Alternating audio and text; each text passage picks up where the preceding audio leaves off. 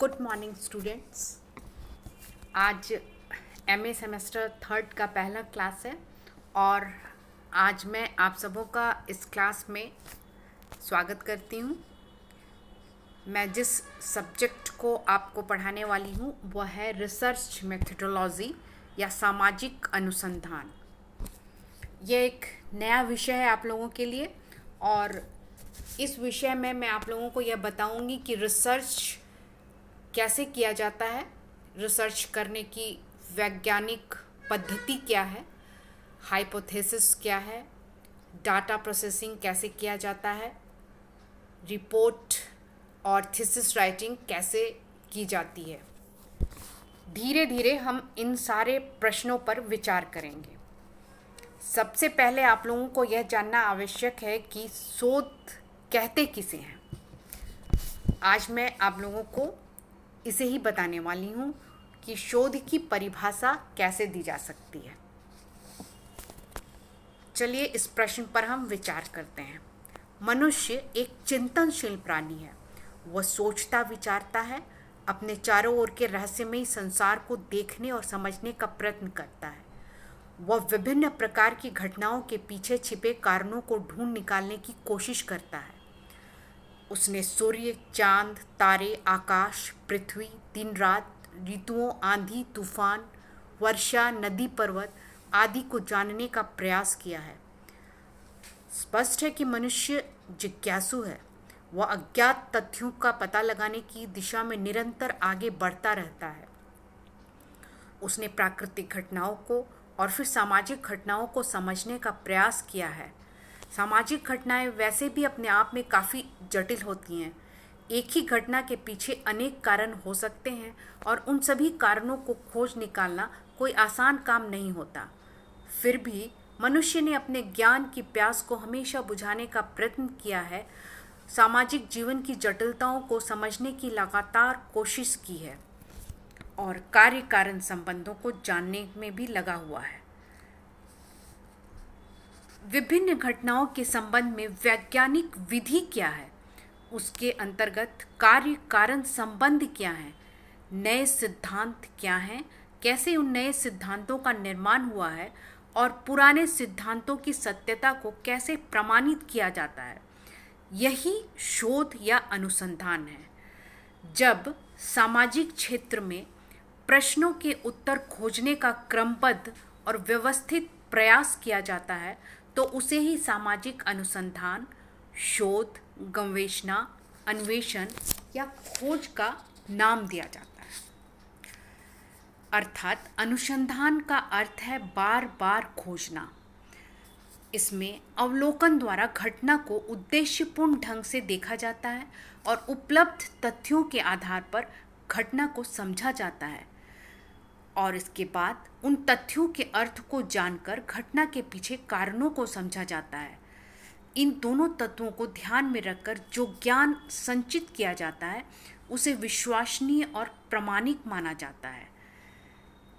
और इस प्रकार हम शोध की परिभाषा देते हुए यह कह सकते हैं कि शोध, अनुसंधान या रिसर्च घटनाओं के बारे में ज्ञान प्राप्त करने और उन घटनाओं के मूल तक पहुंचने और कार्य कारण संबंधों का पता लगाने का एक व्यवस्थित और वैज्ञानिक तरीका है। शोध में व्यक्ति अपनी जिज्ञासा के अनुरूप गहन अध्ययन करता है।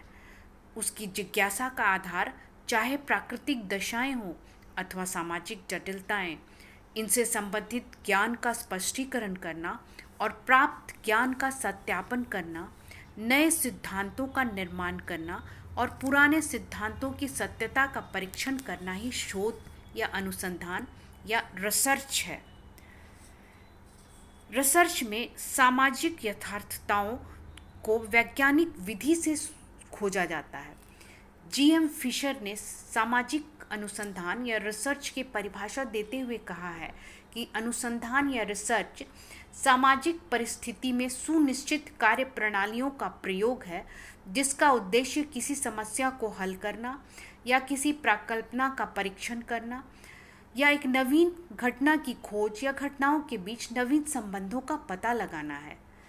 इस प्रकार रिसर्च को हम एक ऐसी विधि मान सकते हैं जिसमें सामाजिक परिस्थिति के संदर्भ में किसी घटना, व्यवहार, सामाजिक जीवन या समस्या के संबंध में वैज्ञानिक विधि का प्रयोग करते हुए सामाजिक यथार्थता को समझने का प्रयत्न किया जाता है।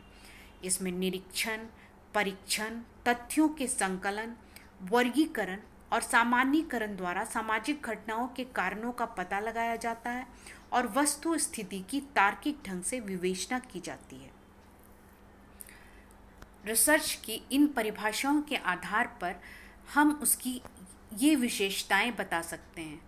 जैसे सर्वप्रथम, रिसर्च में वैज्ञानिक विधियों द्वारा सूक्ष्म अध्ययन किया जाता है, नवीन प्रविधियों का विकास किया जाता है, नवीन ज्ञान का सृजन किया जाता है, कार्य कारण संबंधों की खोज की जाती है, सिद्धांतों की पुनर्परीक्षा की जाती है, प्राकल्पना या हाइपोथेसिस की जांच की जाती है, नए सिद्धांतों का निर्माण किया जाता है, सैद्धांतिक और व्यवहारिक समस्याओं का हल निकाला जाता है।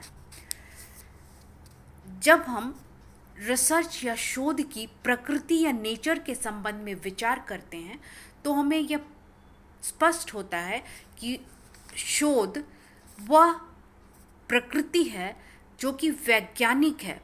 इसमें निरीक्षण, परीक्षण, तथ्यों के संकलन, वर्गीकरण और सामान्यीकरण हेतु व्यवस्थित विधि को अपनाया जाता है। सामाजिक तथ्यों, घटनाओं के बीच पाए जाने वाले संबंधों को ढूंढ निकाला जाता है। सामाजिक जीवन और घटनाओं पर नियंत्रण पाने का प्रयत्न किया जाता है। इसमें मानव से संबंधित सामाजिक घटनाओं का अध्ययन किया जाता है और इस प्रकार इसका अध्ययन क्षेत्र काफ़ी व्यापक है।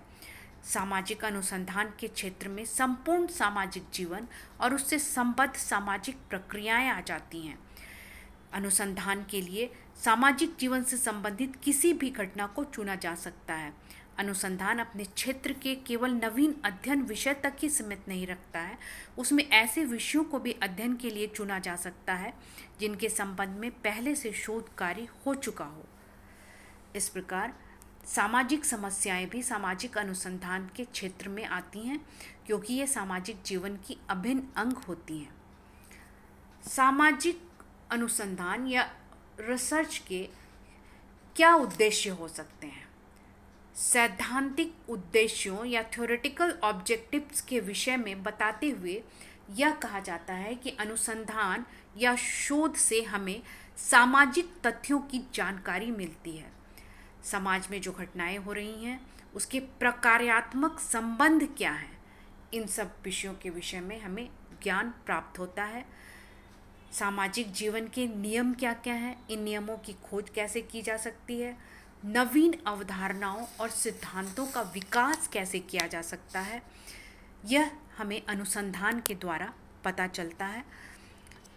जब हम शोध के व्यवहारिक पक्ष पर आते हैं तो हमें यह पता चलता है कि सामाजिक समस्याओं के हल में शोध कार्य से हमें सहायता मिलती है। अगर शोध प्रशासनिक दृष्टि से किया जाता है तो प्रशासनिक कार्यों में यह सहायता प्रदान करता है। अगर सामाजिक योजनाओं के संबंध में कोई शोध होता है तो यह सामाजिक योजनाओं में सहायता प्रदान करता है। सामाजिक घटनाओं पर यह नियंत्रण रखता है और सफल विकल्पों या ऑल्टरनेटिव्स की खोज कैसे की जाए इसके विषय में अनुसंधान हमें मदद करता है। इस प्रकार हमने ये देखा कि अनुसंधान या शोध की परिभाषा क्या है और हम यह जानते हैं कि शोध का हमारे जीवन में काफ़ी उपयोग है। पिछड़े हुए देशों, अर्धविकसित देशों या विकासशील देशों में प्लानिंग के आधार पर कई कार्य किए जाते हैं और इन कार्यों में शोध बहुत ही सहायक सिद्ध होता है। यह अज्ञानता को दूर करने में सहायक होता है, नवीन ज्ञान की प्राप्ति में सहायक होता है, सामाजिक समस्याओं का हल इससे निकाला जा सकता है, कल्याण कार्यों में भी यह सहायक होता है, सामाजिक नियंत्रण में यह सहायक होता है, प्रशासन और समाज सुधार में उपयोगिता इसके द्वारा आती है। अनुसंधान या शोध के द्वारा हम भविष्यवाणी भी कर सकते हैं। सामाजिक विज्ञानों के विकास में शोध हमें सहायता प्रदान करता है और इस प्रकार शोध सैद्धांतिक ज्ञान में वृद्धि करने के साथ साथ मानवीय समस्याओं के हल खोजने में भी अत्यंत सहायक होता है।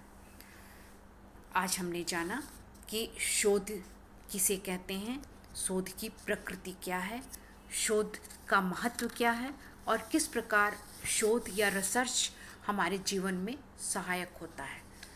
मैं उम्मीद करती हूँ कि आप इसे भली भांति समझ गए होंगे। Thank you very much.